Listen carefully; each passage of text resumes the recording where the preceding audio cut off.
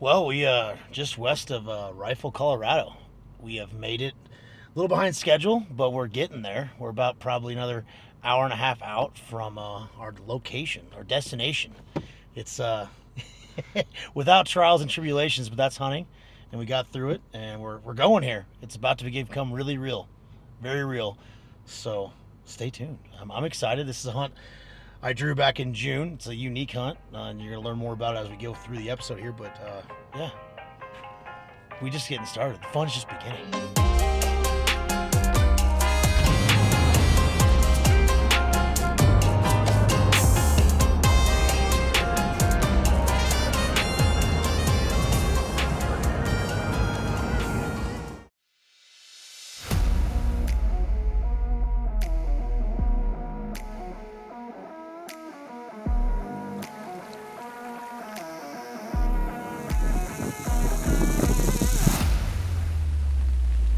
Let's go.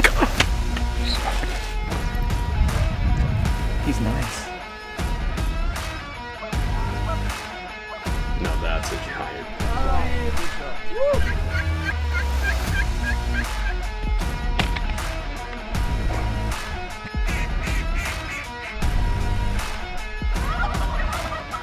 Finally happened. Oh man. Wow. Look at the payoff. Yeah, buddy.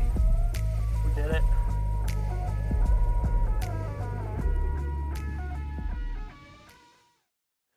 Well, I'll set the scene for you. About 9 months ago, I'm out at Vegas at Cowboy Christmas, just out there trying to sell some coolers and talk to people about Big Frig. And I ended up meeting this guy after a few too many bourbons downtown Vegas. And one conversation led to another, and he said he's got some pretty awesome mule deer hunting. And got me excited because Western Colorado has always been a dream to come out here and do a hunt like that. And I'm blessed to have some pretty good pheasant ground, so we kind of worked out a deal. And that's kind of what got us out here. Started talking about hunting mule deer in August with a rifle. It's kind of a unique tag. It's a depredation tag. They're doing a lot of studying out here with chronic wasting disease, so trying to limit the herds. And yeah, and it's just kind of a dream come true. So several months ago, my wife and I decided that we wanted to go to the NFR, and with the NFR comes Cowboy Christmas. So we decided one morning when we got there to go to Cowboy Christmas, and we jump on a trolley, and here sitting beside me happens to be a guy that apparently had a really rough night. It made me feel so much better that I wasn't the one that was hurting the worst. So we struck up a conversation, and I'll always remember how he opened it because I asked him how he was doing, and I'll never forget what he said. He said, apparently you cannot drink all the bourbon in Vegas. I tried. So that's how it opened up, and started talking about hunts. I got a German short-hair pointer about a year before that. My dream was to take him to South Dakota or somewhere out in the West and hunt wild pheasants. We don't have them here in Colorado like that. So we started talking about switching hunts. I told him about the hunt that we're going on, and I promised him I could get him on a 160-inch deer, and that's kind of how it went from there. Well, like any trip, as much as you try to plan it and as much as you want it to go smoothly, anyone that knows me, I kind of just fly by the seat of my pants, and I may or may not have overlooked a little bit of a vehicle problem. But I want to start off by saying a big thank you to Drew Sholey and his mom. Not only letting us have a place to crash, but Drew's mom let me borrow her truck, which is a big deal. This trip would not have happened without that, so I'm super thankful. Well, we got a little behind the schedule because of the vehicle problems, but we ended up getting out here, Monday afternoon, and were able to get out for the Monday evening hunt, and kind of got a lay of the land, and ended up putting eyes on a decent deer the first night.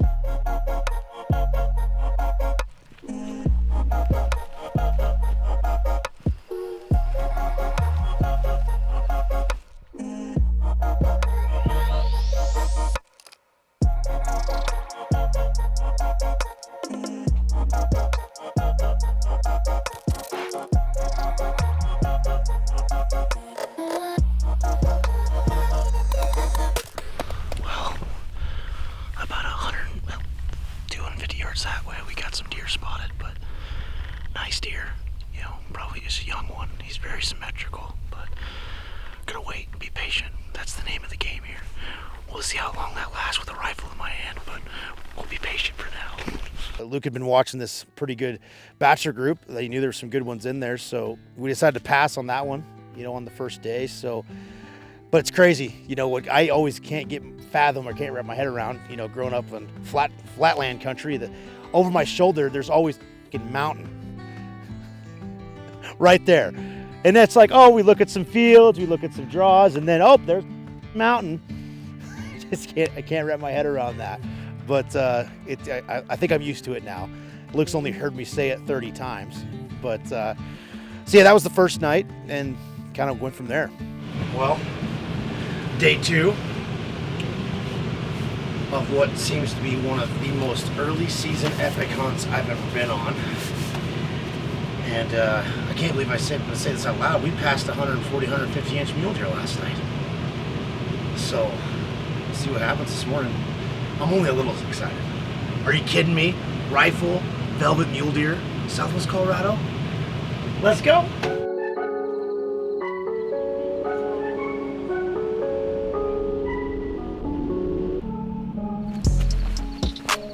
There's bucks found.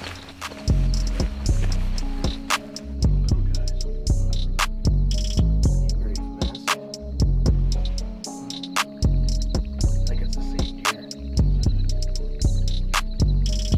He has a 4 collies.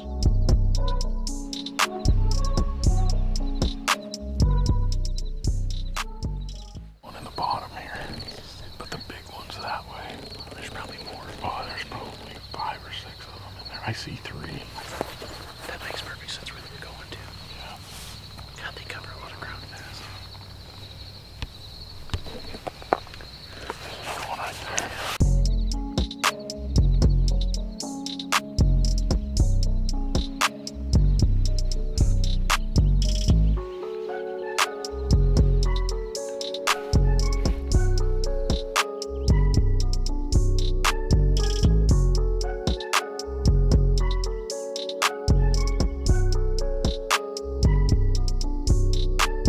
So our first morning hunt, we the area where Luke had been seeing that bachelor group, and there was a couple good deer in there. Wasn't long we got eyes on them, but we still didn't see the 2 decent deer that were in there, 2 big bucks.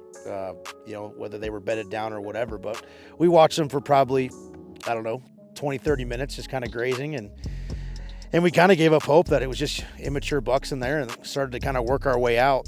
And then up out of the cattails boiled these 2 really nice mule deer bucks, and one of them was a real dandy. And I had about probably 30 seconds to make a decision where he was on our side of the fence, and I probably couldn't get my composure under, but he ended up popping the fence, and then what an awesome deer.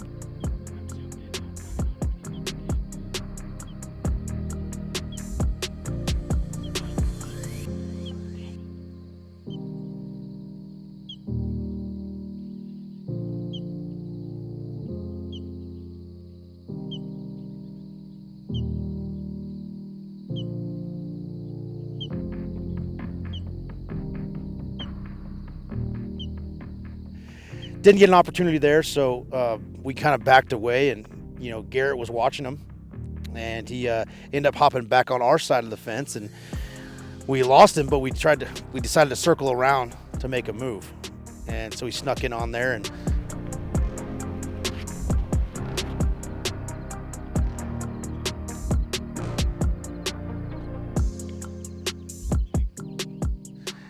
ended up bumping him again, but then he ran on the neighbors. So that was this first morning hunt, and got out of there, but let him be for a little bit.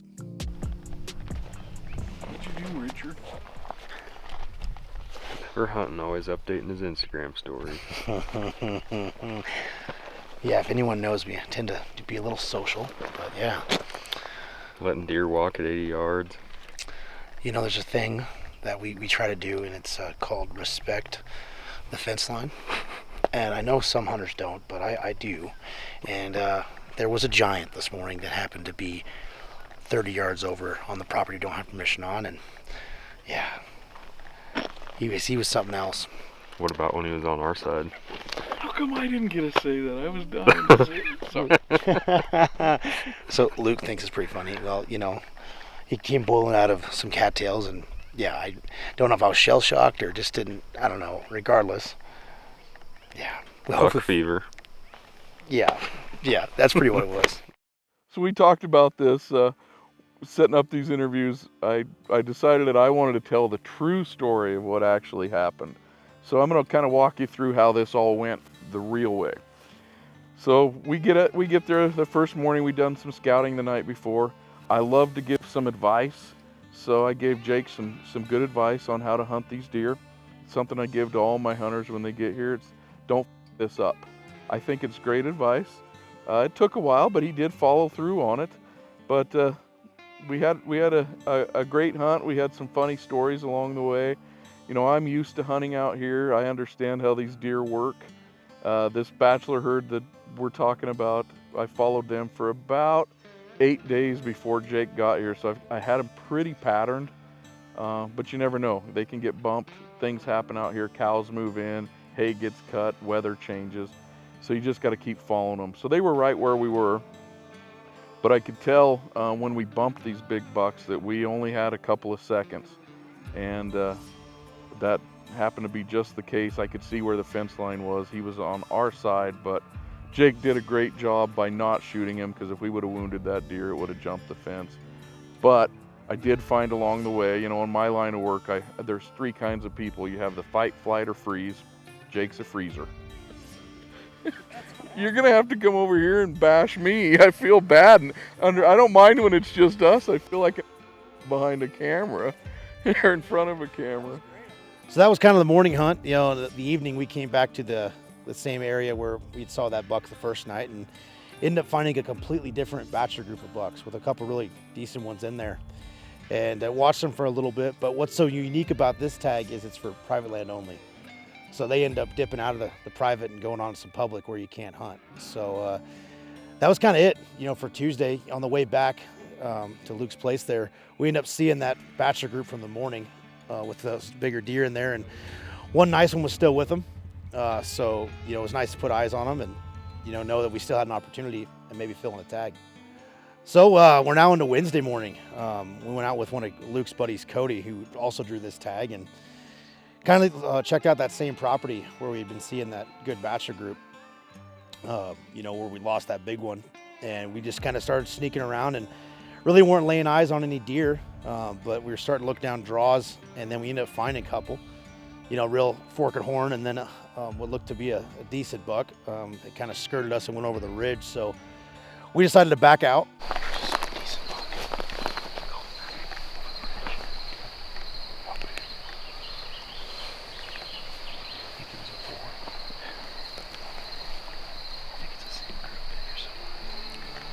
And circle around them and check a alfalfa field.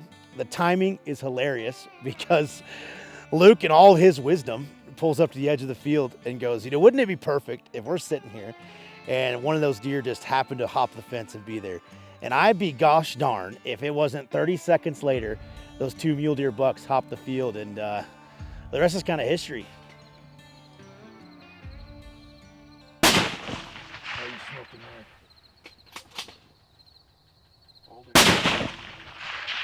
Cody laid the smack down a couple times on him, but we won't razz him too much. But he got the job done on a beautiful velvet mule deer to break the seal of deer dying for this trip. So that was pretty exciting. What do you think, man? It's a nice one.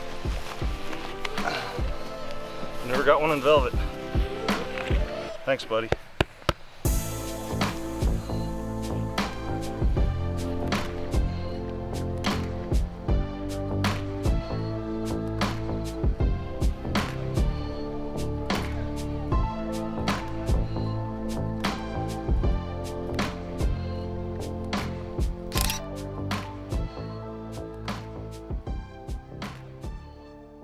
So we took care of Cody's deer from Wednesday morning, and we're on the evening hunt, and fortunately Cody's son Jake, which is a great name by the way, also drew a tag. Nice job. And so he decided to tag along, and we came back to that first property where we saw that bachelor group, and it's a pretty unique story. Jake's gun is something that his grandpa bought way back when, and it's got a crazy story. You know, I'll kind of let them jump and explain that, but it's a really unique 270. So those are all deer notches, and these are all elk notches, and he put points on the bulls. And then that's a bear notch, and that's an antelope notch. That's incredible. My dad bought this gun when it's a 270, an inner arms Mauser action. He bought it when he was 14. He said he paid like $120 for it. That's awesome. At Dave Cook's Sporting Goods in Denver, Colorado. Millions because of what it stands. Yeah, it's pretty cool. I think the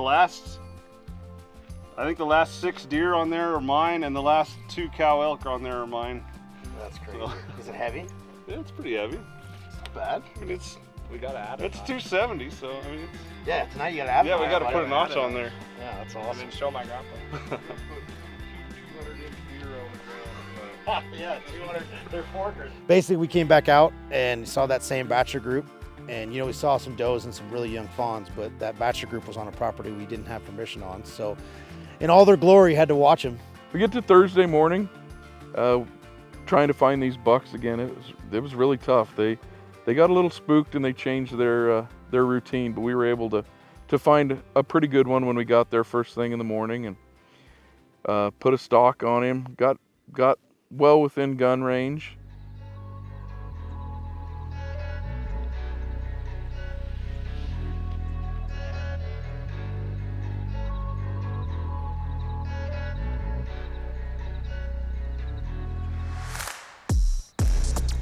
I had a great view of him. Our wonderful cameraman had a great view of him, but apparently Jake, when he was frozen solid, did not have a good view of him.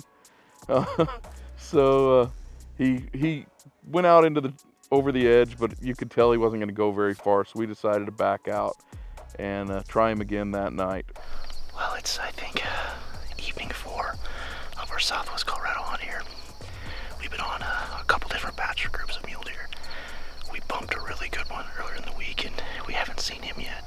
He was running with another really good one that I saw this morning, and just I think I hesitated too long. And we really didn't bump him. We kind of backed away, but got some insight from some local ranch hands that these bucks are coming out in the field edge where we seen them this morning in the evenings as well. So we're just tucked up along some weeds here at the edge of the field, hoping that they make a mistake tonight. And Luke's wife is across the way on an alfalfa field, so hopefully us or them gets a crack at something nice tonight. So hang with, we'll see if we can make something happen.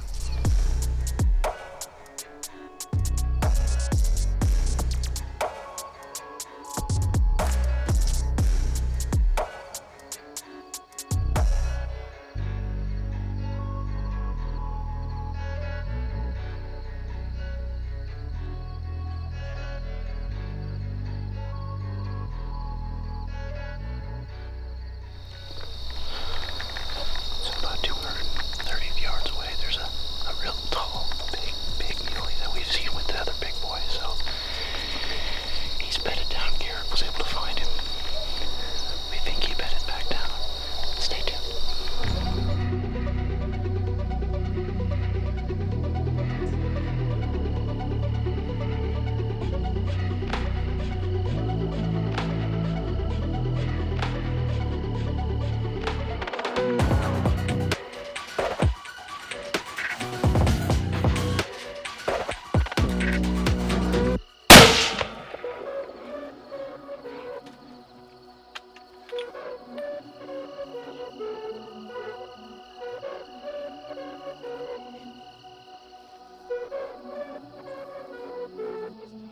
Jake, you smoked him. I think he's down. I just killed my first Colorado mule deer in velvet. Dude. Oh, it's been a struggle. We've had close calls. We've had blown stalks. We've bumped deer. And earlier, Garrett was like, just be patient. Man, you had to talk me through all that, Garrett. We spotted him at the edge of the tree line, and Garrett saw his antlers barely move. We waited, and finally gave us an opportunity. And I think here in a little bit, I'm gonna put my hands on my first velvet mule deer. Let's go. Congrats.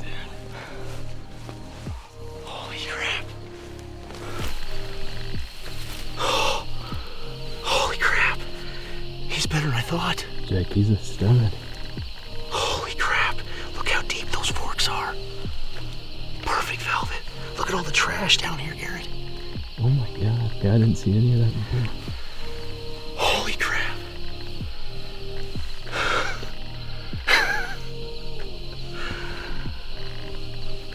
Man, I can't wait till Luke gets here. They're on their way.